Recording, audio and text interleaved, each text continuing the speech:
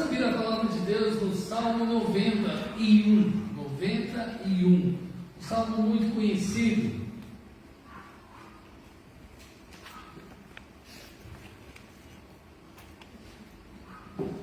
Vamos ler? Senhor, tu tens sido o nosso refúgio de geração em geração.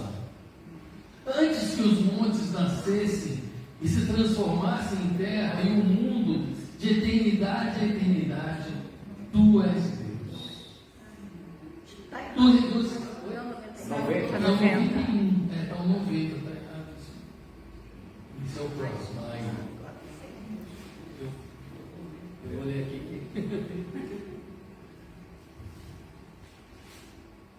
Isso. O que habita no esconderijo do Altíssimo e descansa à sombra do Onipotente. Diz ao Senhor, meu refúgio e meu baluarte, Deus meu, em quem confio. Pois Ele te livrará do laço do passarinheiro e da peste perniciosa. Cobrir-te-á com as suas penas, sobre suas asas estarás seguro. A sua verdade é pavês e escudo. Não te assustarás do terror noturno, nem da seta que voa de dia, nem da peste que se propaga nas trevas, nem da mortandade que assola ao meio-dia. Caiam 1000 ao teu lado e 10.000 à tua direita, e tu não serás atingido. Somente com os teus olhos contemplarás e verás contigo o castigo dos ímpios. Pois disseste, o Senhor é meu refúgio, fizeste do Altíssimo a tua morada. Nenhum mal te sucederá, praga nenhuma chegará à tua tenda, porque aos teus anjos dará ordem a teu respeito, para que te guardem em todos os teus caminhos. Eles te sustentarão nas suas mãos, para não tropeçarem em alguma pedra. Pisarás o leão e a áspide, calcarás aos pés o leãozinho e a serpente, porque a mim se apegou com amor, e eu o livrarei. Pô-lo-ei salvo, porque conhece o meu nome. Ele me invocará, e eu lhe responderei. Na sua angústia eu estarei com ele, e livrá-lo-ei, e o glorificarei. Saciá-lo-ei com longevidade, e lhe mostrarei a minha salvação. Amém? Amém. Do Salmo 90 ao Salmo 106, a maioria desses salmos, a gente não vê na Bíblia a indicação de quem escreveu e nem de que época cada um foi escrito. Mas uma coisa é certa, esse compêndio de salmos são extremamente preciosos, são extremamente edificantes quando a gente para meditar nesses salmos. Porque quase todos eles estão falando do poder de Deus. Depois do Salmo 23, que talvez seja o salmo mais famoso, se eu não estiver errado, o Senhor é meu pastor, acho que é um salmo mais famoso. Eu creio que o Salmo 91 é o segundo mais famoso. Nós sabemos que o Salmo 91 é muito utilizado. Quantas vezes você já chegou num ambiente, você já chegou num lugar, num cartório, num escritório e viu a Bíblia aberta no Salmo 91? É comum. Eu lembro de uma vez que eu estava querendo vender Bíblia para uma rede de supermercados, e eu não sabia, um amigo meu que trabalhava no Unilever me colocou lá dentro numa reunião para falar com o dono daquela rede de supermercados. E era uma oportunidade única, porque ele não costumava receber pequenas empresas, mas eu entrei junto com o cara do Unilever, uma grande empresa. E esse meu amigo falou assim: olha, eu vou te dar uma oportunidade, não perde. Quando ele terminou de falar, ele chegou para o dono da rede de supermercados e falou assim: o meu amigo queria só trazer uma palavra para você. Naquele instante, eu estava observando tudo que tinha dentro daquela sala daquele homem. E o que eu avistei? A Bíblia aberta no Salmo 91. E naquele momento, o Senhor me inspirou como bom vendedor que eu gostaria de ser, né, pelo menos. Não sei se eu fui um bom vendedor, mas eu sempre contava com a inspiração de Deus e eu orava antes de uma oportunidade dessa. Quando eu li aquela Bíblia aberta, a primeira coisa que eu falei para ele: aonde o senhor comprou essa Bíblia aberta? E aí ele: pois é, foi difícil achar uma Bíblia. Eu queria muito essa Bíblia, porque a minha mãe, a minha avó, eu procurei até que um amigo meu queria comprar e não conseguiu, um amigo meu me trouxe. Eu falei: quantas pessoas como o senhor também gostariam de ter a Bíblia nas suas casas? Ele falou: é verdade. Eu falei: a oportunidade agora é única para o senhor. Eu sou o representante de Bíblias. Eu vim aqui para oferecer Bíblia para o seu supermercado. E foi uma bênção. Me saí de lá com um pedido bem grande, feliz da vida, né? Bati a minha meta. Aquele homem realmente, quando ele percebeu que ele era um que queria muito ter uma Bíblia, outras pessoas como ele também gostariam de ter a Bíblia aberta no Salmo 91. Mas é curioso isso, porque infelizmente a Bíblia está sendo usada, o Salmo 91 está sendo usado de forma errada. É como está sendo usado como uma ferradura, como um talismã, como uma figa de candomblé, como uma planta que pode ser comido em pote. Mas talvez essas pessoas, na sua ignorância, buscam algo mais para as suas vidas, mas usam de forma errada. O Salmo 91 aberto não passa de uma ferramenta mística utilizada pelas pessoas que querem atrair o quê? Proteção divina. Pessoas que reconhecem que existe um mundo espiritual e eles estão atrás de quê? De proteção divina. Queridos, infelizmente, isso não passa de misticismo. E o misticismo cristão. Hoje em dia, muitas igrejas, inclusive evangélicas, exploram o misticismo cristão.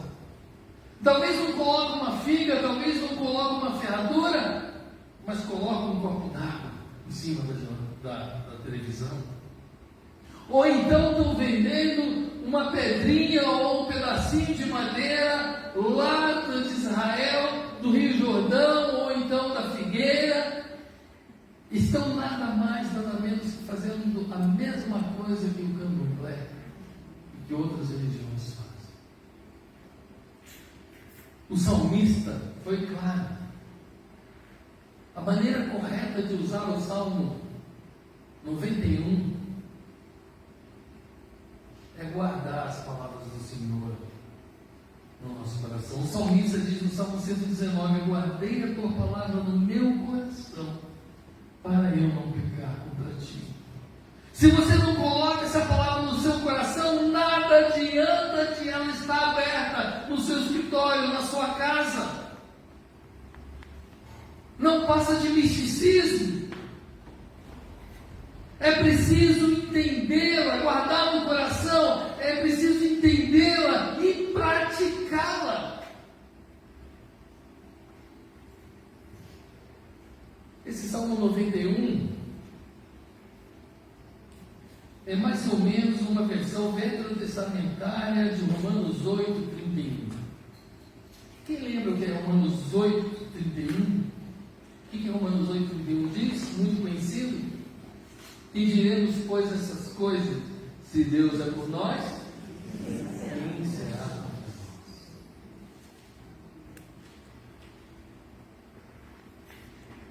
Mas é simples assim. Se Deus é por nós, quem será contra nós? O Salmo 91, sozinho, aberto, É simples dessa forma. Nessa noite eu gostaria de meditar com vocês, queridos, em algumas lições preciosas de como viver de fato debaixo da proteção de Deus. Como viver de fato debaixo da proteção de Deus. O texto começa no Salmo 91, aquele que habita no esconderijo do Altíssimo, à sombra do Onipotente descansará. A primeira lição que aprendemos está no verso 1. Em Deus temos uma morada segura. E como? Aquele que habita com Deus. O que é habitar com Deus, querido? Para que esse salmo tenha valor na sua vida, para que essa palavra te proteja, para que essa promessa seja de fato verdadeira, é preciso habitar com Deus. E habitar não é morar de vez em quando, fazer uma visitinha para o Pai. É morada permanente. Não é fazer uma visitinha de vez em quando para Deus. Mas habitar é fazer da casa de Deus, aonde Deus está, o seu lar.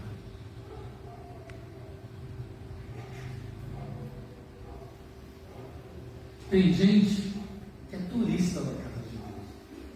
Já viu isso? Vai para a casa de Deus como fosse passar um dia no spa. Ó, essa semana está turbulenta, as coisas não sei como. Vamos na igreja. Não tem gente assim? Essa proteção é válida, querido, quando nós moramos com o Senhor. Esse salmo, ele só tem sentido, essa promessa só é válida quando vivemos na casa do Senhor, quando habitamos com o Senhor, quando fazemos da presença dEle algo constante em nossa vida. E quando eu estou falando de casa, eu não estou dizendo esse espaço físico, mas eu estou dizendo aonde Deus está. Eu também estarei. Sabe, viver com o Senhor é conversar com o Senhor, é tomar as decisões do dia a dia, conversando com Ele, é invocando o seu nome de manhã cedo em oração, durante o dia todo estar em intimidade com o Senhor. Quando eu vivo em intimidade com o Senhor, é quando eu tomo uma decisão, sem perguntar. Esses dias estava conversando com um amigo e dizendo exatamente isso. Quantas decisões você toma num dia sem consultar a Deus? Você já fez isso? Desafio você. Passa o teu dia e anote as decisões, desde as pequenas até as grandes. Quantas decisões você toma no dia a dia? Eu pergunto, quantas você consultou a Deus? Daí... as coisas não dão certo, as lutas vêm, e aí eu corro para a presença de Deus. Queridos, se é assim que a gente vive, esse salmo não faz sentido para a sua vida.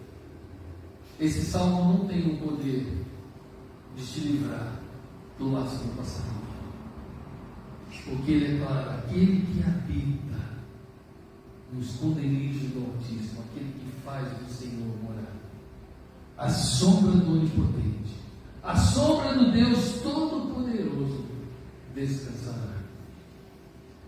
A segunda lição que esse texto nos revela é que essa proteção não é para aqueles que confiam de vez em quando, mas aqueles que confiam de fato em Deus. Diz o versículo 2: direi do Senhor, Ele é o meu Deus, o meu refúgio, a minha fortaleza, e nele confiarei.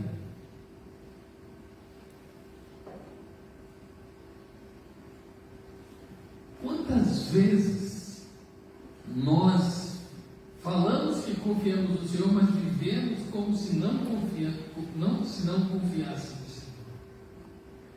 Eu dei alguns exemplos.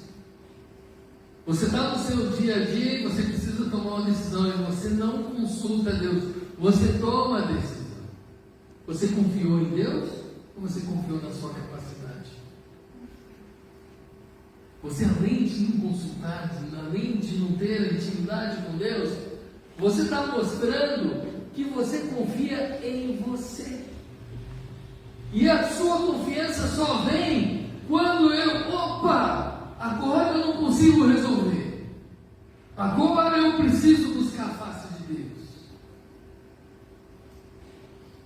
Aquele que habita nos esconderijos do Senhor, aquele que anda com Deus, faz dele a sua confiança, a sua fortaleza, o seu refúgio, todos os momentos da sua vida. Muitas vezes confiamos em Deus apenas quando Ele é o nosso último recurso. Provérbios 3:5 diz: confia no Senhor de todo o teu coração e não te estribes no teu próprio entendimento.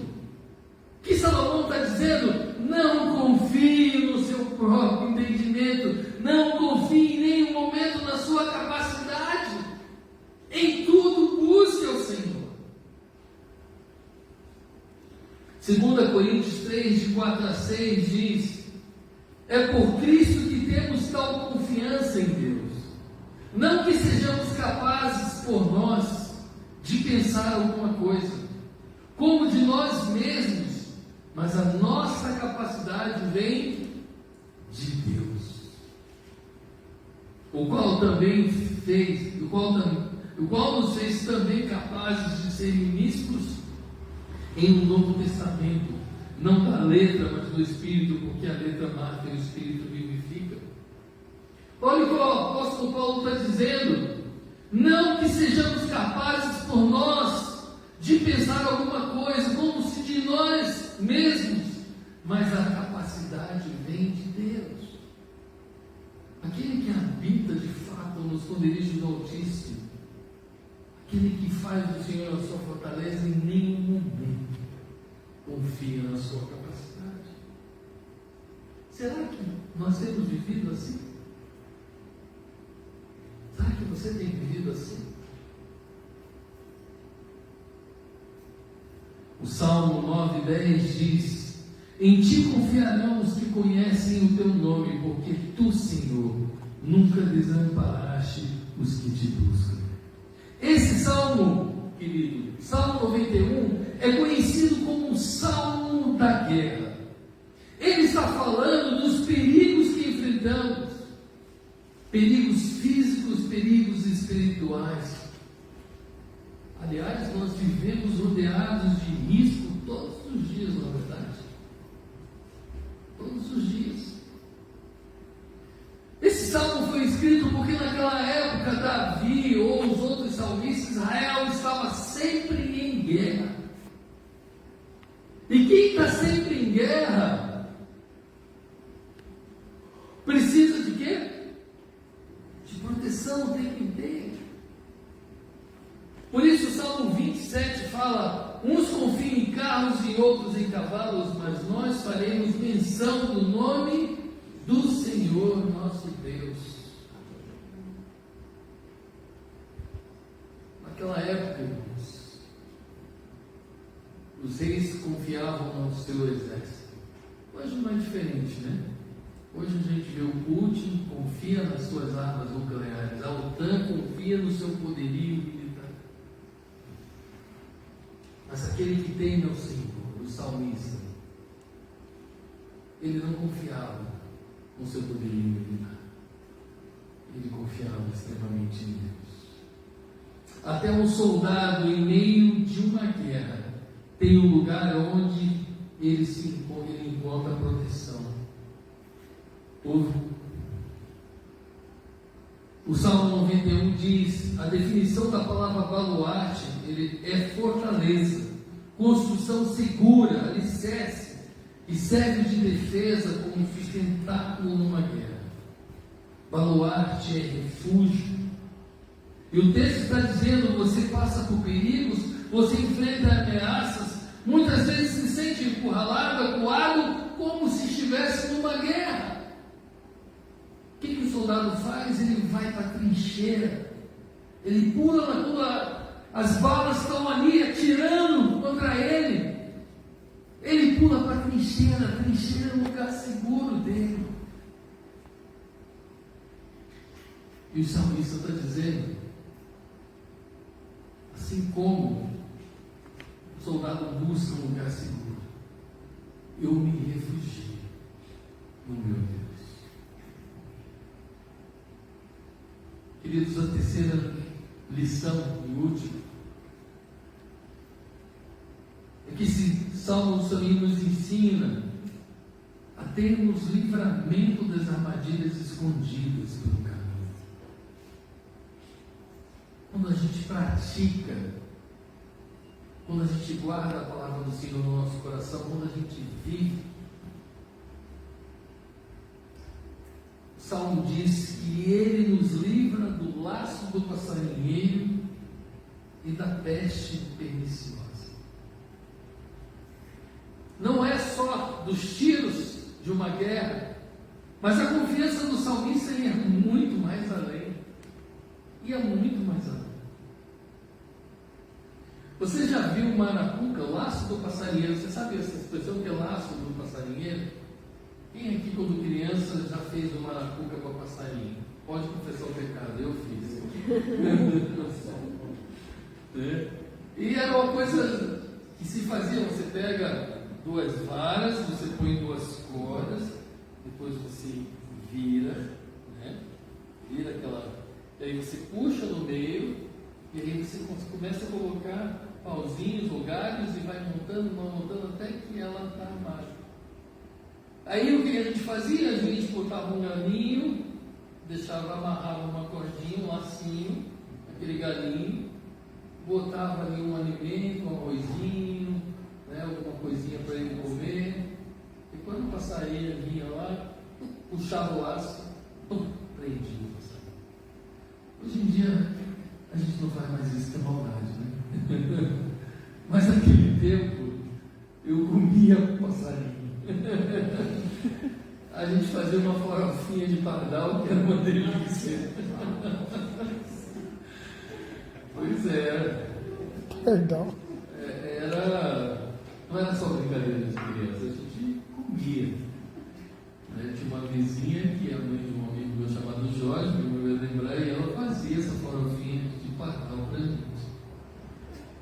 Mas, queridos, quando a palavra de Deus diz que o laço do passarinheiro não é só da guerra, mas das armadilhas que nos colocam, que o diabo nos coloca todos os dias no nosso caminho. O laço do passarinheiro e da peste perniciosa.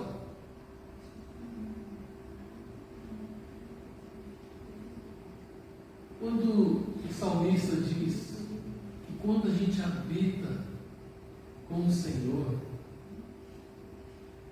nem as armadilhas de Satanás funcionam na nossa vida. Nem as arapucas que Satanás faz funcionam na nossa vida. Há muitas arapucas armadas contra nós, arapucas humanas e arapucas espirituais. Você sabe que nós temos 3 inimigos: o mundo, diz a Bíblia, a carne e o diabo. Lá em Efésios 2, de 1 a 3, diz assim: Ele vos deu vida, estando vós mortos nos vossos delitos e pecados, nos quais andaste outrora segundo o curso desse mundo, segundo os príncipes das potestades do ar, do espírito que agora atua nos filhos da desobediência, entre os quais também todos nós andamos outrora segundo as inclinações da nossa carne, fazendo a vontade da carne e dos pensamentos. Éramos por natureza filhos da ira, como também os demais. O mundo é o sistema ao nosso redor. O verso 2 diz: nos quais andaste outrora segundo o curso desse mundo. O mundo é o sistema, é como funciona a sociedade, pois o sistema conspira contra nós cristãos, porque não somos desse mundo, estamos nesse mundo, mas não somos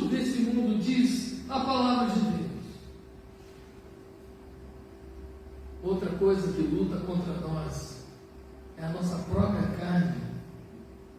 O verso 3 diz: entre os quais também todos nós andamos outrora segundo as inclinações da nossa carne.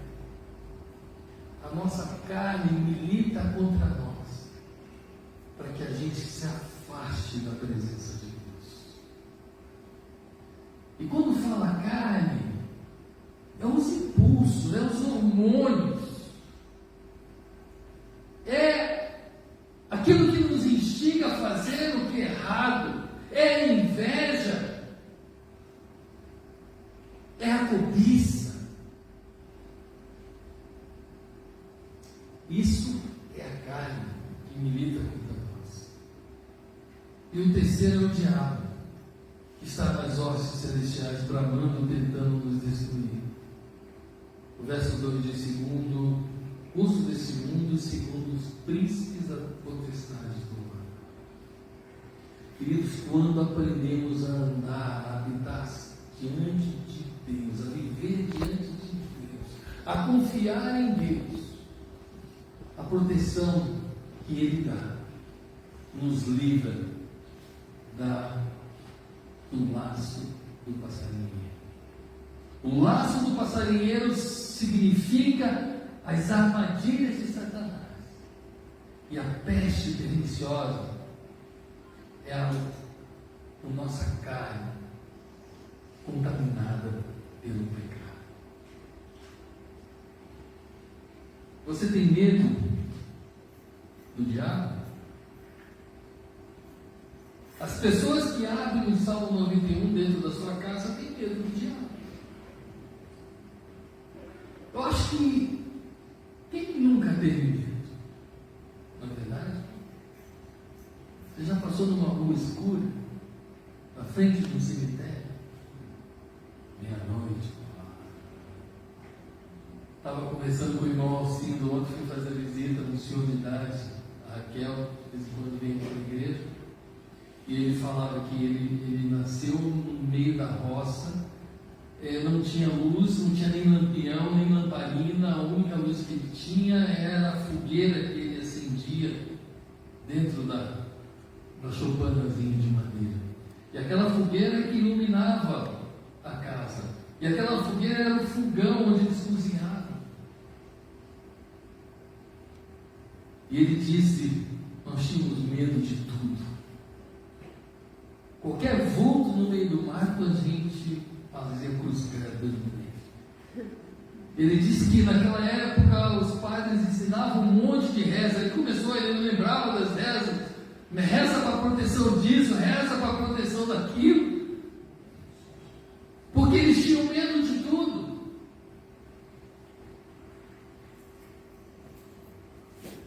Você já teve medo de chutar uma macumba?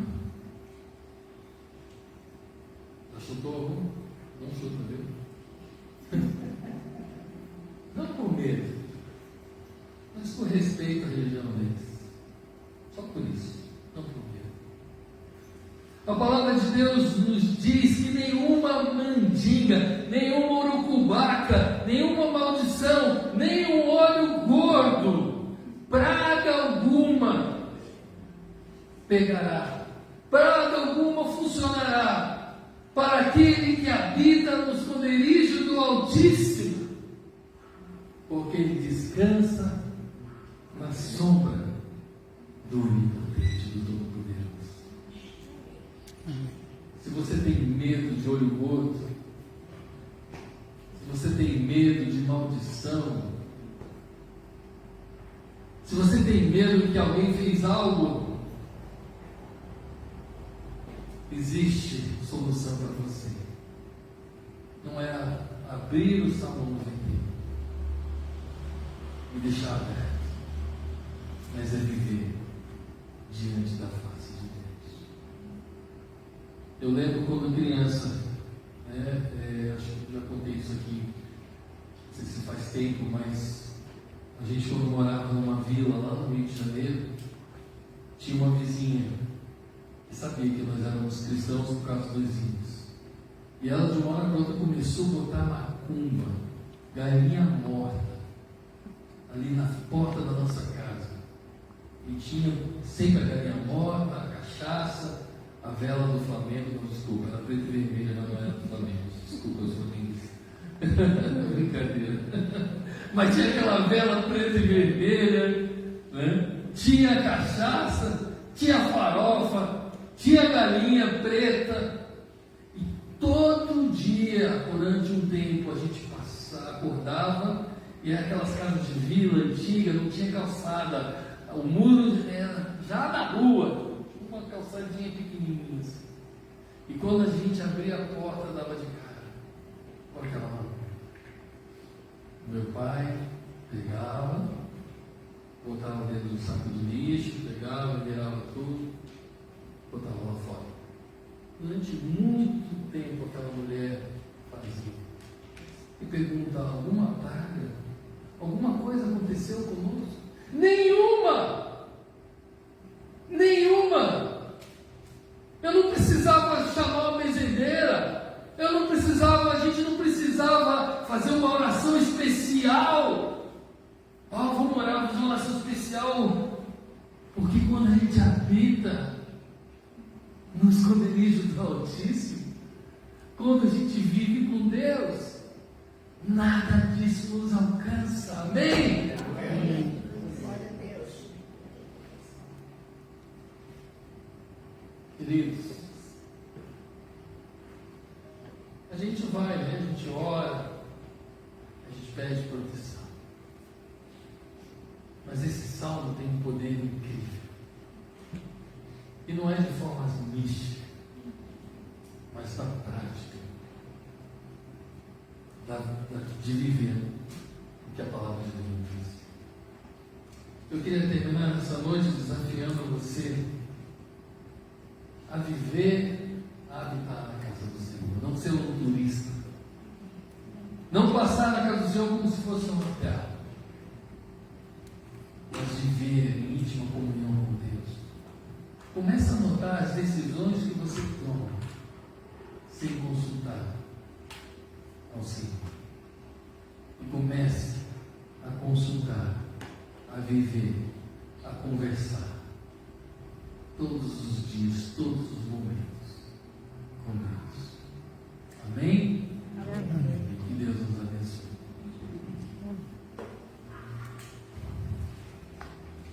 Eu esqueci de agradecer o Márcio também. Márcio, eu peguei ele de manhã e falei: Márcio, o Leão não está aí, não tem ninguém para ficar na mesa. Márcio, obrigado. Márcio veio cedo aí, está nos ajudando. Deus abençoe você, Márcio. Eles vamos ficar de pé. Vamos orar.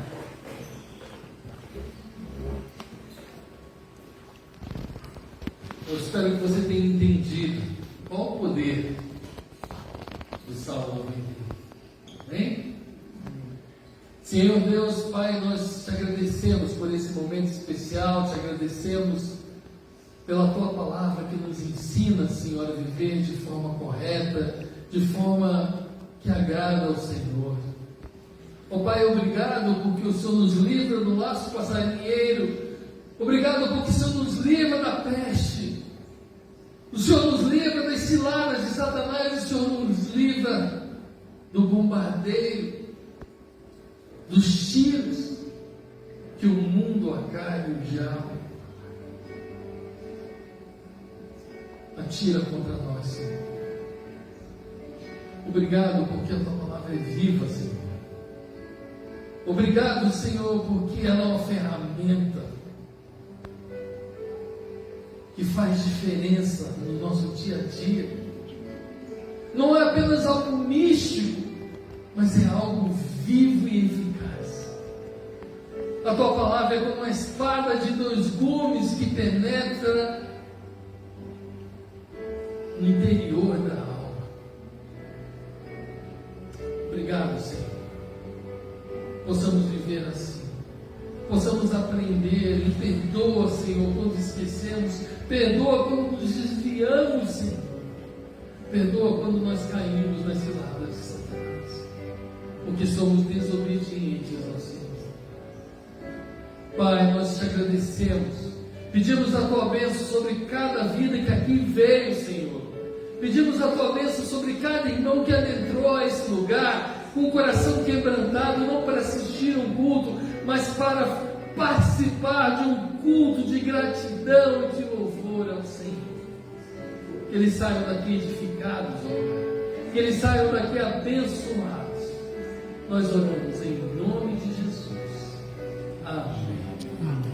E que a graça de Deus, nosso Pai, e o amor do nosso Senhor Jesus Cristo e as consolações do Espírito Santo de Deus seja com este povo e com todo o povo de Deus espalhado sobre a face da terra, agora e para todos sempre. Amém.